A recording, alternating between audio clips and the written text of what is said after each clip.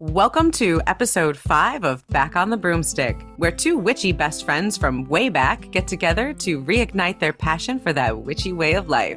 Join us today as we talk about new moon, manifestation, and grounding. So join Chelle and Laylla as we get back on the broomstick. I'm Laylla. And I'm Chelle. And boy, have we got some good stuff for you today. The new moon is on February 20th, so that just happened. The moon in February is called, what is it, the hunger moon or the snow moon? Give me a second. Nope, I think January was snow. Oh, no, you know what?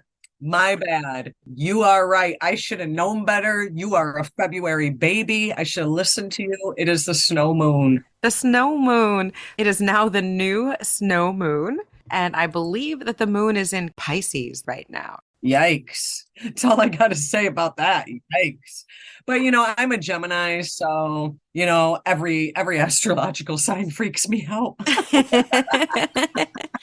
Let's see. Pisces new moon, that kind of calls for us to surrender, to give in, to ground our energy. And Pisces kind of teaches us that there are no wrong paths and that, they kind of swim in two different directions, So Pisces kind of teaches us that there is no wrong path, to kind of follow your intuition and follow that call of destiny. For any of our listeners that are deep into astrology, the February new moon, the snow moon, rises with Jupiter, Mars, and Orion. Oh, I love Orion. It's one of my favorite constellations because it's so easy to pick out in the sky. So who doesn't love Orion? The easy ones are the best ones. Right now, actually in New England, you're starting to be able to see the Big Dipper again, which, if you know anything about New England, when you're in the deep darks of the winter, you don't get to see the Big Dipper. So when I saw it for the first time a couple nights ago, I was like, spring is coming. Ursa Major. Ursa Major. Being one of those first signs of spring. I didn't know that. I didn't notice it until I noticed it. And then when I looked into it, I was like, no shit. All winter long, I haven't been able to see the Big Dipper, but I have been able to see the little one. And then the other night, just out of nowhere, I was like, oh, look at that. Nice of you to come back, friend. I love that.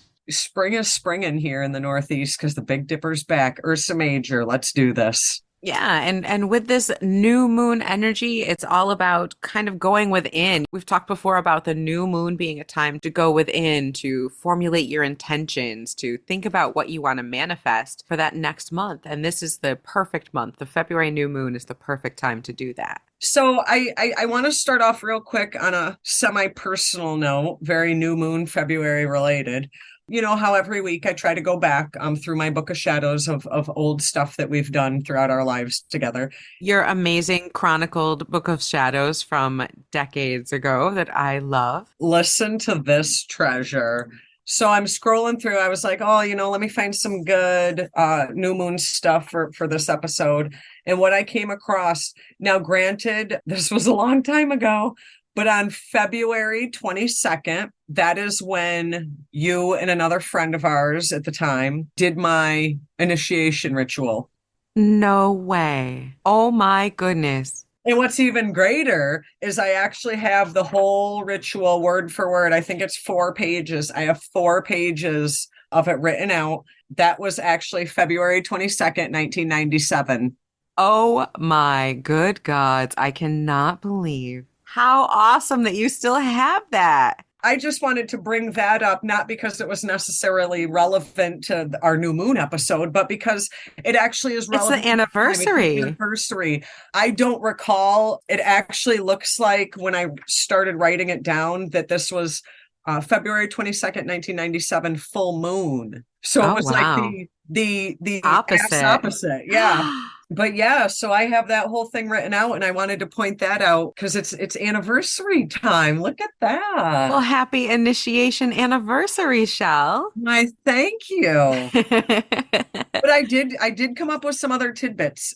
One thing I wanted to just kind of touch on is sometimes people are looking to find deity to work with. What deity do I work with for the full moon? What deity do I work with for the new moon? What deity do I work with for love, prosperity, in general? And so I had actually come across a listing that we had from back in the mid-90s. of moon deities. Oh, neat. Okay. I wanted to just touch on some of them. I don't want to obviously go into great detail about all of them because we want to talk about some inner work as well. But some popular ones, Aphrodite. People forget Aphrodite is actually a moon goddess as well. She is a moon goddess, but also, love of women, love, beauty, joy of physical love, sensuality, fertility, passion, generosity, affection, but also a moon deity. So Aphrodite is someone that you could call into your full moon or new moon workings. Athena, another moon goddess. She is also the goddess of freedom, protection, writing, music, wisdom, renewal, true justice. But also, she is a new moon goddess. Bast, Egyptian goddess of fire. Love Bast, by the way. I'm a kitty lady. But she is the goddess of fire, childbirth, fertility, pleasure, joy. She is also a dark moon goddess. And then, of course, if you want to touch on some gods, we've got Cernunnos and Pan and Thoth. So these are not only deity that you can connect with in general and on a long-term basis, but they're also deities that you can kind of call in to assist in your workings. And I wanted to kind of round it out with a deity I've worked with for Jesus Lord, pushing 30 years. You always go right to the Christian swears. I go to the Christian swears as I talk about Hecate.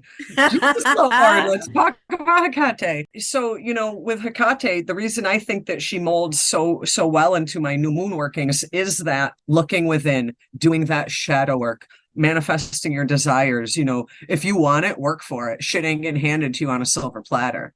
Just real quick, do you have any moon deities in specific that you gravitate to, or a dark moon deity specifically you gravitate to? For me, no. In particular, I don't necessarily approach ritual on the new moon or the full moon looking for a particular moon deity. Usually, when I do ritual, if I call in a specific deity, I'm generally looking for guidance from that deity or a particular aspect of that deity. So rather than look for, say, a moon goddess on the full moon or the new moon, say I'm trying to find my own potential, and I'm trying to go within and renew my sense of self and find my own potential. On that new moon, I might call to Green Tara and ask her for those energies. So rather than looking for a specific moon or new moon deity, I would look for a deity that Aligns with your intentions. exactly, that aligns with the intentions of the spell or the ritual that I'm doing for that new or full moon. Maybe with me, it's just because I've been with Hecate. We've been like thick as thieves for so many decades. Maybe it's just she's related to the moon, but also everything else in my life. I don't know. I don't know. Yeah, and I was going to say that is that, finding a deity or a crystal or an incense that relates to the new moon and to your intention is just another way to add one more layer to your spell or to your ritual. If you find a new moon goddess, like you talked about Athena, and she's very much has to do with wisdom and with justice. Say you have a big test coming up, you might want to tailor the intention that you're setting at the new moon, which is the best time to set an intention. She's a moon goddess and she talks about having wisdom. She fits all those boxes. And so that could make that working that much more powerful because you've kind of checked off more than one box that Right. matches your intention. Right. And I think sometimes that when I'm doing something a little more deep and intentional, I am a box checker offer. Those are the times where I'm casting that circle, calling those quarters and calling deity. Because I do still feel that in my particular practice, there's a time and place for that formality. Very much so. Definitely not all the time. But there is the occasion where you just want to, not to be rude, but you just want to kind of rock out with your cock out, and you want to create that perfect circle and call in those quarters and call in that deity and be formal in the moment. And then there's other times where you're just winging this shit. Well, I think it's like any activity. You can kind of get into a state of flow, and anything that helps you stay in that state of flow is going to help your magic and help especially if you're doing any type of manifestation or intention setting, you want to be in that perfect state of alignment. And so having a like for like, you want money, so you have money on your altar. You have maybe you have gold or you have, valuable crystals, you have beautiful items, because that draws in that energy, that like for like energy. And it's easier when you can have that there in front of you to manifest that on a bigger scale rather than just sitting there and trying to imagine it, which can either start from just a wish, or if you have built up the skill of putting yourself into that alignment in a meditative space, then you can kind of do that on your own. As far as intentions, what do you think about intention setting on the new moon? What's your opinion on that? Love it. I think new moons are the perfect time to set intentions. I think that's the time when you kind of do that inner work, when you're going to be journaling, when you're going to be setting those things that you want to, because the new moon is when everything is still. There's no light. The moon reflects zero light back from the sun. And so this is the time when you go within, you go into that dark space, and then you start to grow. And so whatever you're planting now is what's going to grow as the energy of that moon lights up with the sun. As that grows, so too does your intention grow. And so I think it's a fabulous time to set intentions. And I think that is why when we had Circle Amara, our old coven, that we kind of gravitated and did all of our monthly rituals on the new moon, as opposed That's to right. every other coven that does it on the full moon, because we were kind of very much more intention centered, manifestation centered, and that just kind of vibed more with that dark moon energy. The full moon is very much about celebrations, about the fulfillment of those intentions that you set. And so it lends itself very easily to covens and groups celebrating and getting together on that time and reveling in the god and the goddess, which is wonderful. But I think you're right. Amarat was more about going within. We were very much a learning and a teaching coven, and we were seeking that knowledge. We wanted Right. to manifest, bring this out into the world. And so, like you said, we gravitated towards worshiping together and celebrating our circles and espits on the new moon because of that power, that potential. Whenever you're setting your intentions, whether it's for a new moon, a full moon, or any ritual, you want to make sure you are clear and you are concise and you are like right to the point. Like, there is no room for, oh wow, I shouldn't have said that. Like, you need to be concise. Yeah, I agree. It's like, be careful, that old saying, be careful what you wish for. Yeah, we have been the product of that before many a time, where maybe we weren't clear and concise enough and we got what we asked for, and damn it, sure we did. That's right. So whatever intention you're setting, it's a good idea. Journaling is a great time. Do it before your ritual. Do a lot of journaling to kind of be clear in what intentions you're setting. Make sure you've set up your ritual, your spell ahead of time. So, again, the journaling thing, maybe because I'm doing it so much this year, but I think that's really big. Chelle's got all these journals from rituals past, and writing them down beforehand really helps you not only learn it, but go over exactly what you're asking for. And I think we had an easier time of doing that as a group, as opposed to doing that on a solitary level. On a solitary level, sometimes you just do the ritual and you've seen how I've written these rituals down from years ago. I mean, I've Hmm. got word for word, Layla says this and Chelle says this and so says this. Like, I got that shit plot right out. Sometimes the motivation to do that gets lost in a solitary life. So Sure. maybe that should be your first new moon intentions, to get into that specific journaling, because it's a good thing, whether it's to help you process things out, or like in my Book of Shadows case, stuff that I can go back to years later. Exactly. And writing out your ritual beforehand and writing out your intention maybe a couple different times can really help you to clarify what you want and what you're asking for. And also identify the steps to kind of get it. Because you can't just, as we've talked about before, you can't just wish for it. You have to do the ritual, you have to do the work, magical and mundane, in order to make those things happen. Absolutely, absolutely. Because, stuff, like I said, stuff just doesn't come up on a silver platter for you. Right. As much as we might want it to. Magic does help, don't get me wrong. It's certainly going to help give you an added edge for sure. Ironically, the new moon, and people might think this is the exact opposite.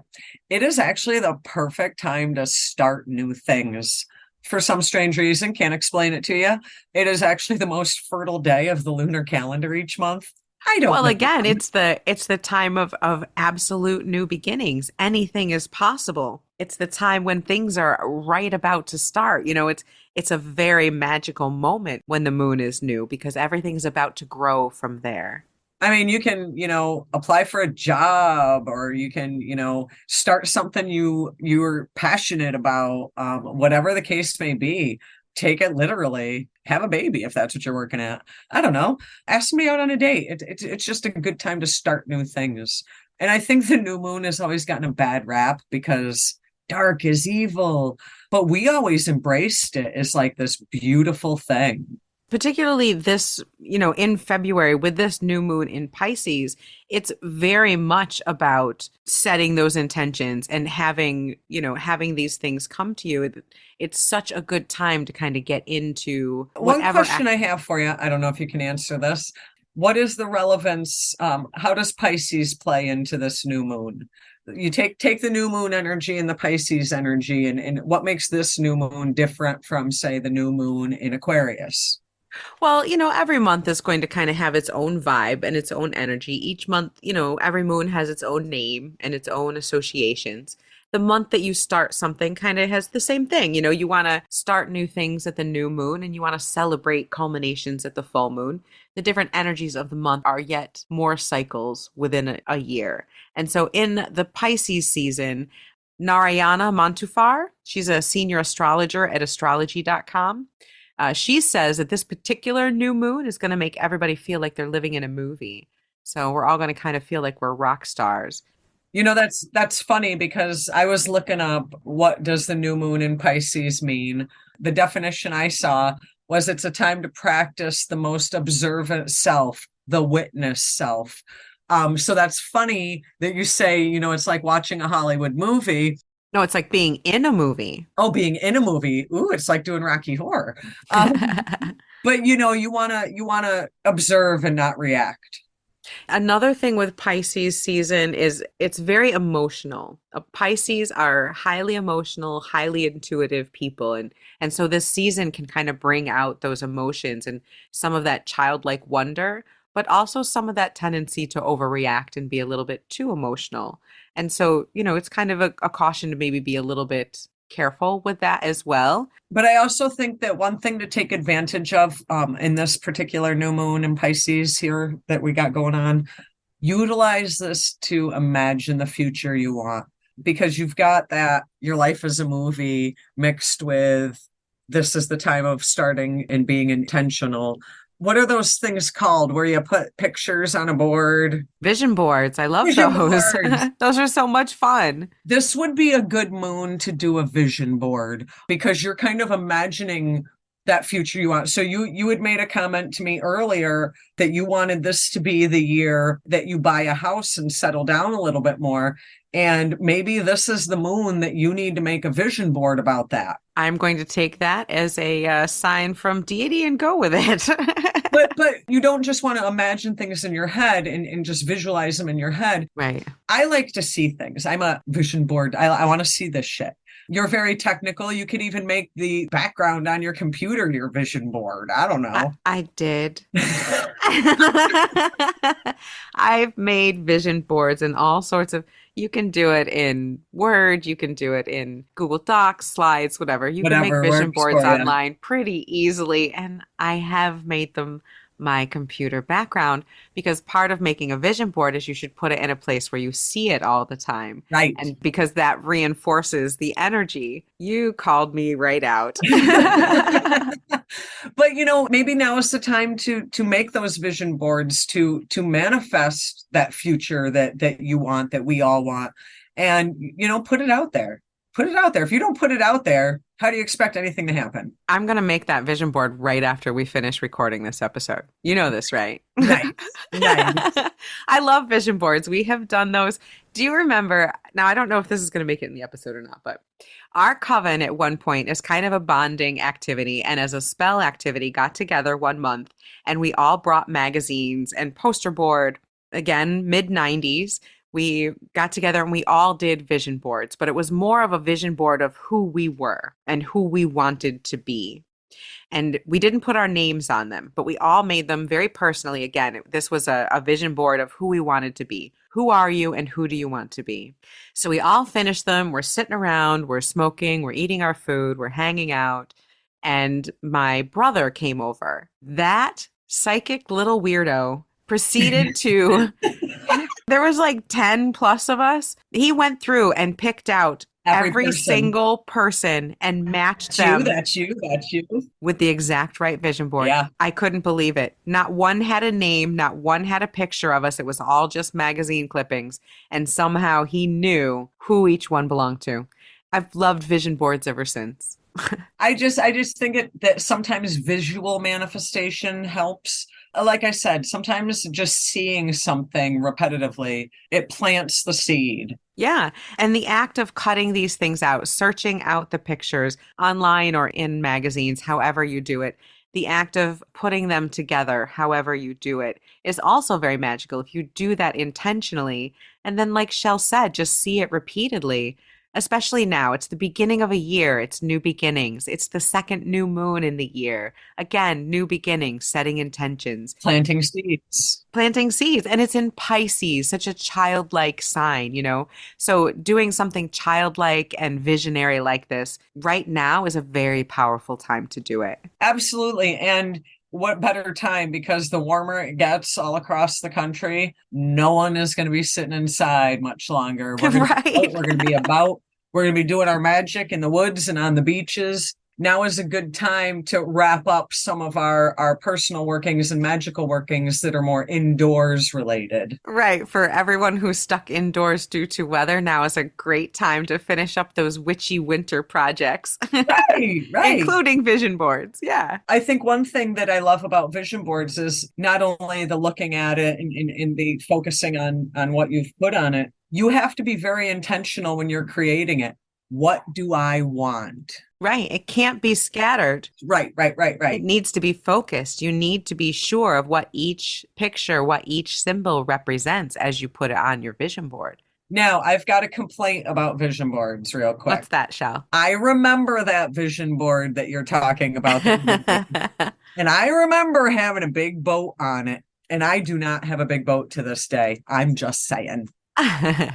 Well, do you live on a lake? I live 1.5 miles from the ocean. And how long have you lived 1.5 miles from the ocean? Only 3 years. Yeah. Maybe the universe said you didn't need a boat yet. Maybe I need a new vision board. But that's actually a really good point. These don't always come true exactly. Although I do remember when I was first learning about vision boards, the person I was learning them from told me that he had made vision boards and everything. And then a couple years later, he had moved into this amazing house. As he was unpacking things, he found this old vision board he had done years before, and it had a picture of that exact same house on it. No shit. It does happen that way. But like you said, sometimes you're going to put things on your vision board and they're not going to come. And the reasons for that could be all sorts of things. And no, there were things on my vision board that panned out, absolutely. But I was pissed that the boat wasn't one of them. That's all I'm saying. Yeah, and maybe it wasn't time. Maybe she didn't really put the energy into it. Maybe she didn't really want one. Maybe the universe knew better and knew that she'd do something crazy with it. Because have you seen Chelle drive? Oh, it's frightening. But, you know. Or maybe it could have been because I was in my early 20s asking for $100,000 boat. Because sometimes what you're asking for is a little bit too unreasonable. And it really reaches the wish status rather than I can get all my energies in alignment and make this happen status. Well, I think that kind of circles back to the point of my contentment of not having the boat for my vision board. A vision board is great, but it needs to be semi-realistic. And when I was in my early 20s, a new mom having a huge ass boat in the middle of upstate New York was not realistic. So you also, like Laylla said, there's wishes and then there's reality, and you got to be realistic with your vision boards. It's got to be stuff that you can attain. And also, if Chelle was not specific enough about this boat, boats can represent all sorts of things. A boat can represent travel. Boats can represent separation. Boats are on the water. They can have to do with emotions. You know, if she's not very clear about her intentions as she put that boat on her vision board, Did you move a lot in that time after you made that? I Or, did. I did. exactly. So, depending on how the universe interprets what you put there, you could be in for a different ride than you intended. Yeah, absolutely. And I think that's what happened. So, again, you got to be concise. You got to be specific. I stated that a few minutes ago with your intention. You need to kind of be spot on with your intention. Careful what you wish for because you're going to get it. And I wanted a boat and I got a lot of change and a lot of movement in my life. Shortly after that, I had a relationship end. I mean, I had a lot of those traits, but I didn't have the damn boat. And I wanted the boat, but I manifested all the traits of the boat. Exactly, exactly. And sometimes that can happen despite your best intentions. You're not always going to get what you ask for, no matter how hard you work for it. It happens that way. Or how you ask for it. You're not always That's going to right. get what you want and how you asked for You might not get what you want, but if you try sometimes, you might get what you need. But anyway, so yeah, I think this is a fabulous time to do a manifesting ritual, to do a vision board. One of my favorite get your hands dirty, act like a kid again, put something cool together, spell activities. Who doesn't love a good arts and crafts spell? I mean, really. I do think that this is a good time to think about, maybe you're not planting the seeds quite yet. That's kind of more of a Ostara type activity coming up. You want to start thinking about what are the seeds I want to plant. That's kind of how I look at the February new moon is what seeds am I planting in the next cycle? Because the next cycle is seed planting time. Yeah, it's almost like that early potential. It's a little too early in most places to start actually physically planting those seeds, but you can plan out your garden. You can Yeah, plan out what you want. You could start getting things cleaned up. It's like the pre-gardening, the right. pre-planting. Some folks even plot out how they're going to do their garden on paper prior to. Now's the time to do that. You're setting up what seeds you're going to be planting in the next month or so. Yeah, in most places, it's still too cold to do pretty much anything. If you're stuck inside, now's a good time to write that journal and to make those plans. What do you want this year? What do you want to grow in your life this year? And how will you plan on getting it? So kind of do that planning now so that in the next couple months, you can set the seeds of your intentions and where you want to go for the coming year, for the whole year. And I think one way that you and I have unknowingly been working on this in the last few days as we're surrounding this new moon.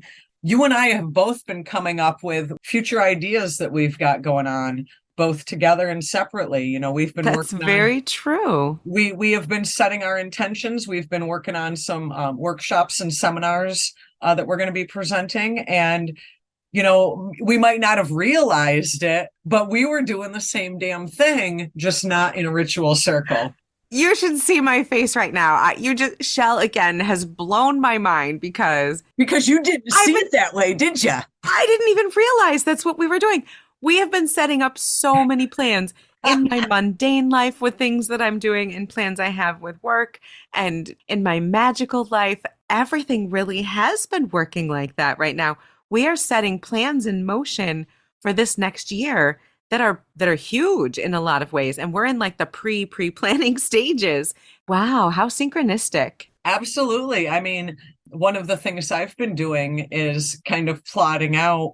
We've had some listeners on our other podcasts talk about how they want us to be out and about and talking to our listeners and imparting some of our wisdom on our listeners in person.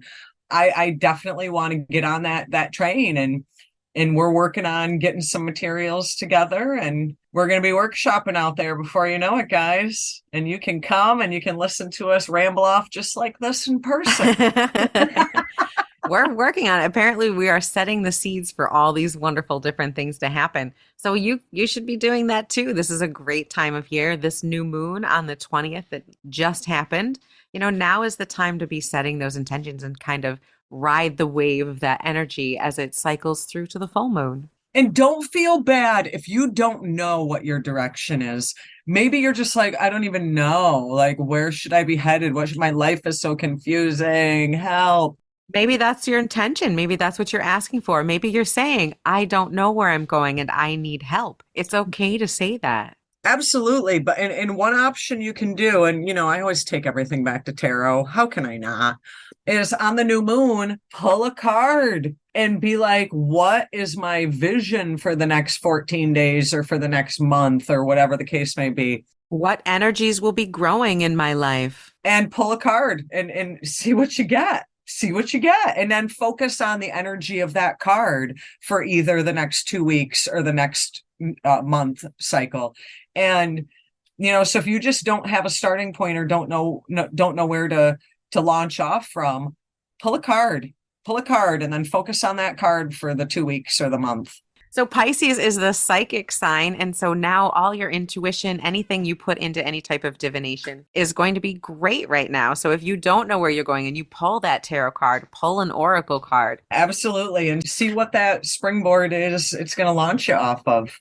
Yep, do whatever type of divination that you're interested in or you feel comfortable with and see where that goes. Ask what your intentions are going to be. Ask what you should be preparing for this year. See where it leads you. I love it. So I'm definitely going to go out and do a vision board because I do want to get that house.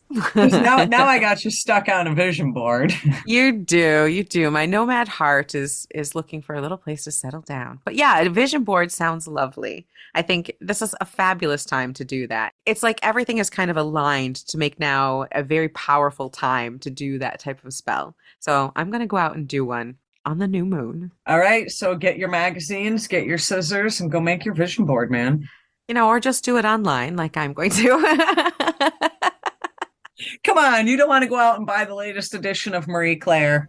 Well, I kind of do, actually. How fun is it to just go get some old magazines? Who doesn't like the old yoga magazines and witchcraft magazines? Speaking of, everything is ritualistic, and we talk about how you can find ritual in everything. I want you to close your eyes for a minute. Smell a magazine. You smell those magazine pages. I do. It's a distinctive smell. It you can't like my get old that library. You can't get that creating a vision board online. That's true. That's very true. So however you choose to do it, get your vision board together, set your intentions, make your wishes and go out and make it all happen. Manifest, folks. Get it together because now's the time to plant those seeds. Yep. And join us next week as we get back on the broomstick.